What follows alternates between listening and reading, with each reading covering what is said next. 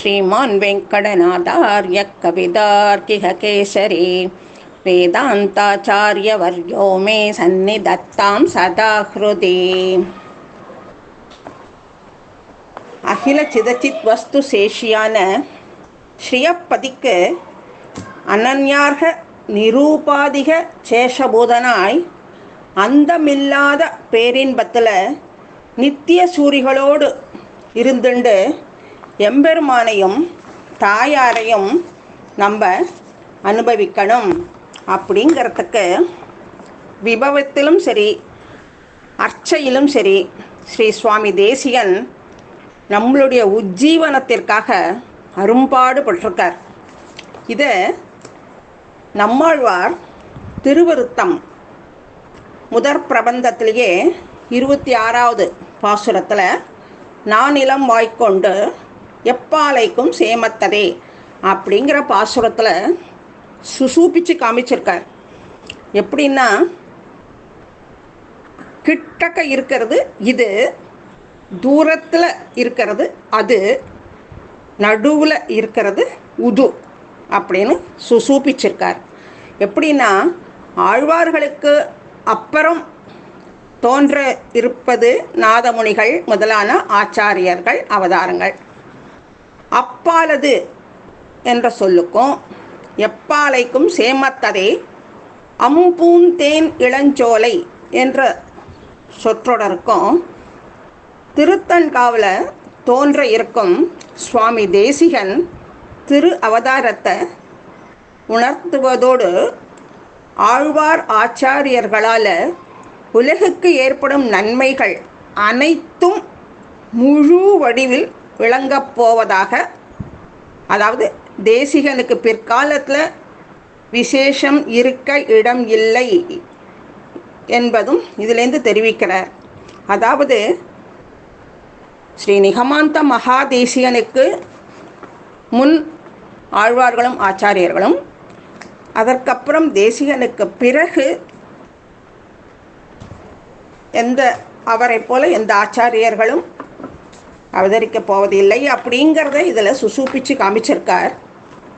அதுக்கு தகுந்த மாதிரி அந்தமில் பேரின்பத்து அடியரோடு நம்ம போய் கைங்கரியம் பண்ணுறதுக்கோசரம் எம்பெருமான் கிட்ட வாதாடி இருக்கார் நிகமாந்த மகாதேசிகன். அதை ஒரு உரையாடல் மூலமாக நம்ம பார்க்கலாம். பெருமாளும் தேசிகனும் உரையாடுறா.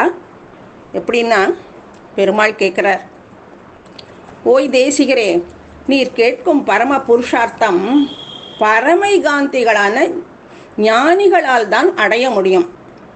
அதை ஆசைப்பட கூட உமக்கு அருகதை இல்லையே அப்படிங்கிறார். தேசிகன் சொல்கிறார், வாஸ்தவம். எனினும் அந்த ஞானிகளை நீர் உம்முடைய ஆத்மாவாக எண்ணி இருக்கிறீர்.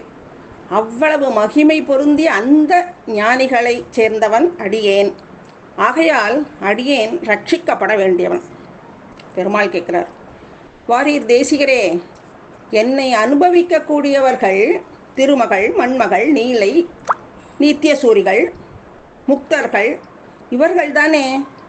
அப்படிப்பட்ட என்னை நீர் அனுபவித்தால் மகத்தான தோஷம் வந்து விடாதோ அப்படிங்கிறார்.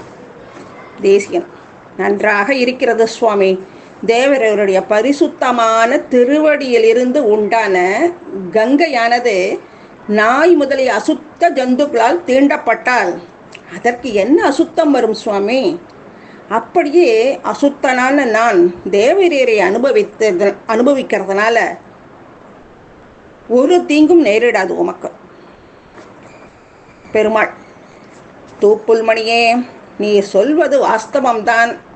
தோஷங்கள் ஒன்றும் தட்டாதவன்தான் நான். நீர் என்ன கேட்கிறீர்? உம்முடைய ஸ்வரூபம் நிலைத்திருக்க வேண்டும் என்று அபேட்சிக்கிறீரா?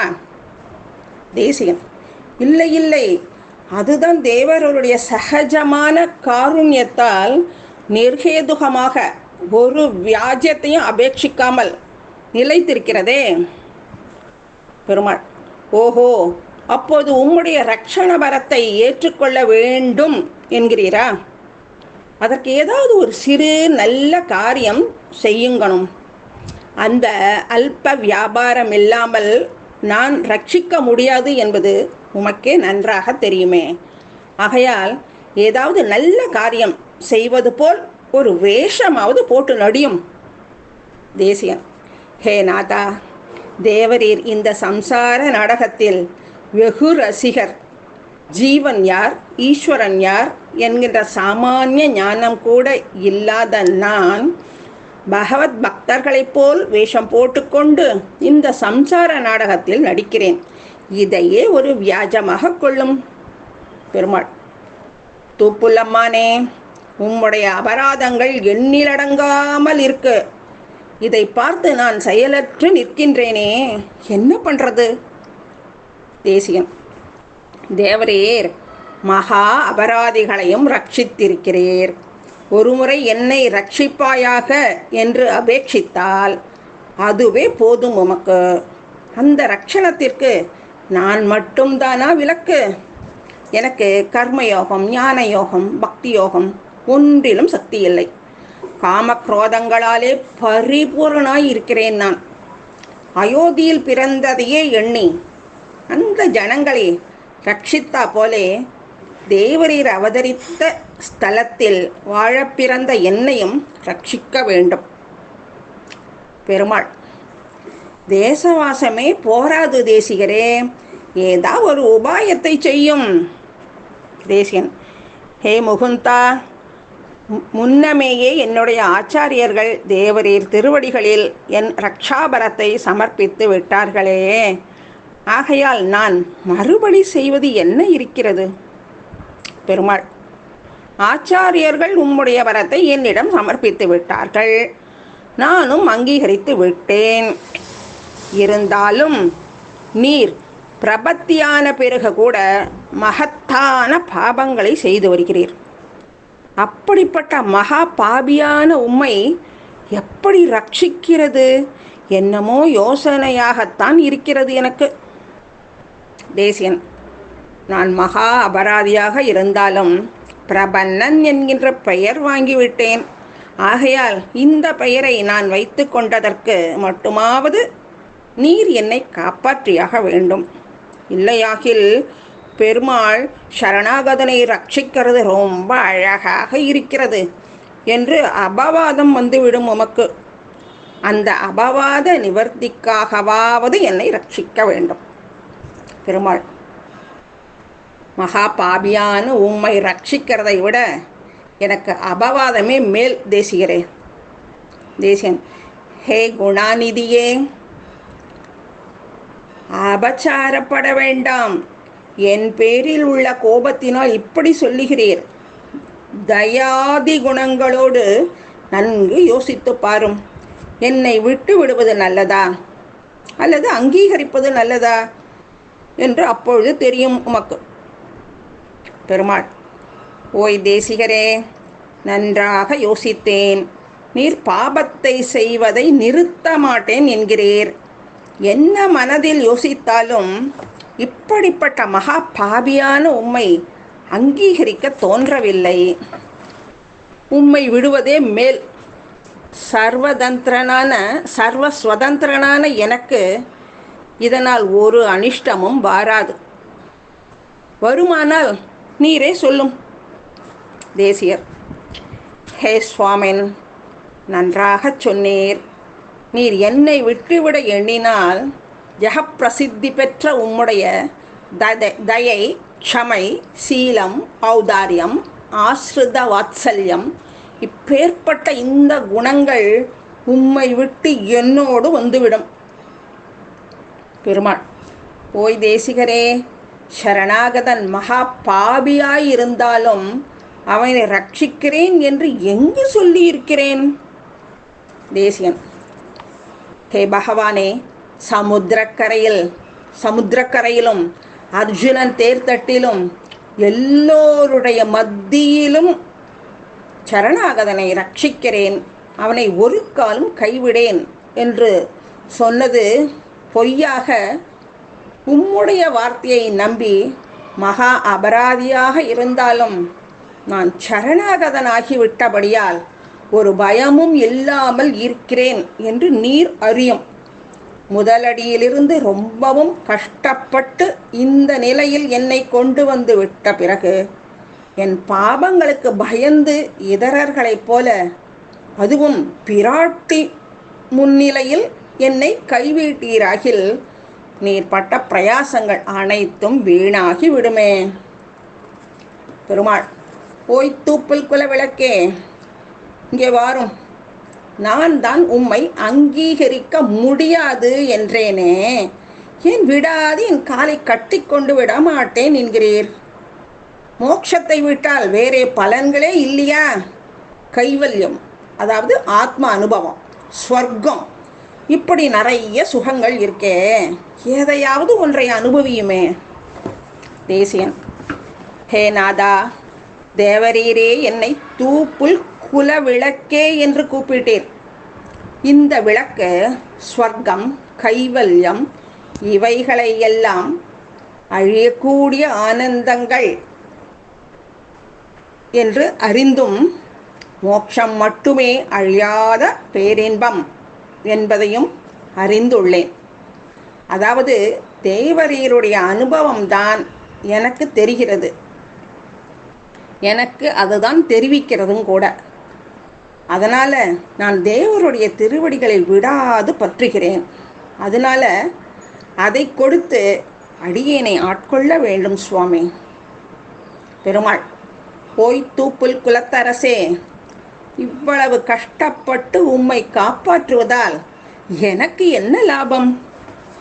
தேசியன்: ஹே பகவானே, சதாச்சாரிய கடாட்சத்தால் பெற்ற தத்துவ ஞானத்தினாலே உமக்கு விரோதமாக நடக்காமல் இருக்கும்படியும் பகவத் பாகவத கைங்கரியங்களை முக்கரணங்களால், மனம், வாக்கு, மெய், இப்படி முக்கரணங்களை ஒருமுகமாக பண்ணும்படியாயும் உம்மையன்றி மற்றோர் தெய்வத்தை தொழாமல் இருக்கவும் நீர் செய்தால் பிராட்டி மகிழ்ச்சி அடைவாளே. அந்த மகிழ்ச்சி தோன்ற பிராட்டி உம்மை கடைக்கண்களால் கடாட்சிப்பாளே, அதுவல்லவோ உமக்கு லாபம். பெருமாள்: வேதாந்த ஆசிரியரே, நீ தார்க்கீக சிங்கமாயிற்றே, என்னை எந்த விதமும் போக விடாமல் மடக்கிவிட்டீர். அப்படியே உம்மை அங்கீகரித்தேன். உம்மை அங்கீகரிப்பதினால் எனக்கு பிராட்டியின் கடைக்கண் கடாட்சங்கள் லாபம். அது மாதிரி உமக்கு எங்கள் இருவரையும் சேர்த்து அனுபவிப்பது லாபம். இருவரும் பலத்தை பெற்று வாழ்வோம். இப்படி ஒரு உமக்கும் எங்களை அனுபவிப்பது லாபம், எமக்கும் உம்மை அனுபவிப்பது லாபம். இப்படி இருவரும் லாபத்தை பெற்று உய்வோம் அப்படின்னு பெருமாள் சொல்கிறார். உடனே தேசியன்: தன்யோஸ்மி, மிகவும் கிருதார்த்தனானேன். செய்வதை செய்த திருப்தியுடன் இருக்கிறேன் சுவாமி. இவ்வளவு தூரம் அடியேனுக்கு பதில் கூறி எனக்கு இவ்வளவு அனுக்கிரகம் பண்ணின தேவரீர்க்கு அடியேன் எப்பவும் கிருதார்த்தனாக இருக்கிறேன் சுவாமி. இப்படின்னு சுவாமி தேசிகனும் பெருமாளும் உரையாடி நமக்கு இந்த பிரபத்தி மார்க்கம், சரணாகதி மார்க்கம் எவ்வளவு உச்சிதமானது, தர்மம், அர்த்தம், காமம், மோட்சம் அப்படிங்கிற 4 புருஷார்த்தத்துலேயும் இந்த மோட்சம் ஒன்று தான் நமக்கு மகா உச்சிதமான புருஷார்த்தம். என்றைக்கும் நமக்கு மனசாலேயோ உடம்பாலேயோ எந்த விதத்திலையுமே கஷ்டம் இல்லாமல் எம்பெருமான சதா சர்வகாலமும் தைலதாரா அவிச்சின்னமாக சர்வதேச சர்வகால சர்வ அவஸ்தையிலும் நம்ம எம்பெருமான அனுபவிச்சுக்கண்டு மோட்சத்தில் சௌக்கியமாக சந்தோஷமாக இருக்கலாம். மீண்டும் இந்த பூலோகத்துக்கு வந்து கர்ப்பவாசம் பண்ணாமல் கஷ்டங்களை அனுபவிக்காமல் எம்பெருமான் கூடையே இருக்கும்படியான பாக்கியத்தை நாம் எல்லோரும் பெறணும் அப்படிங்கிறதுக்கோசரம் ஸ்ரீ தேசிகன் எம்பெருமான் கிட்ட இப்படி வாதாடி நமக்காக இவ்வளவும் கற்றுக் கொடுத்துருக்கார். நாமும் எல்லோரும் சரணாகதியை பண்ணிண்டு எம்பெருமான் கிட்ட அந்தமிலா பேரின்பத்து அடியர்களோடு இருந்து எம்பெருமானை நாமும் சேவிச்சுண்டு கைங்கரியம் பண்ணிண்டு சந்தோஷிச்சுண்டு இருக்கிறதுக்கு தேசிகனே நமக்கும் சுவாமி தேசிகனே நமக்கும் அனுகிரகம் பண்ணுவார், பண்ணின்றிருக்கார் அப்படின்ற சந்தோஷத்தில் விடை பெறுவோம். கவிதார்க்கிக சிம்ஹாய கல்யாண குணசாலினே ஸ்ரீமதே வெங்கடேசாய வேதாந்த குரவே நமஹ. ஸ்ரீ நிகமாந்த மகாதேசிகன் திருவடிகளே சரணம்.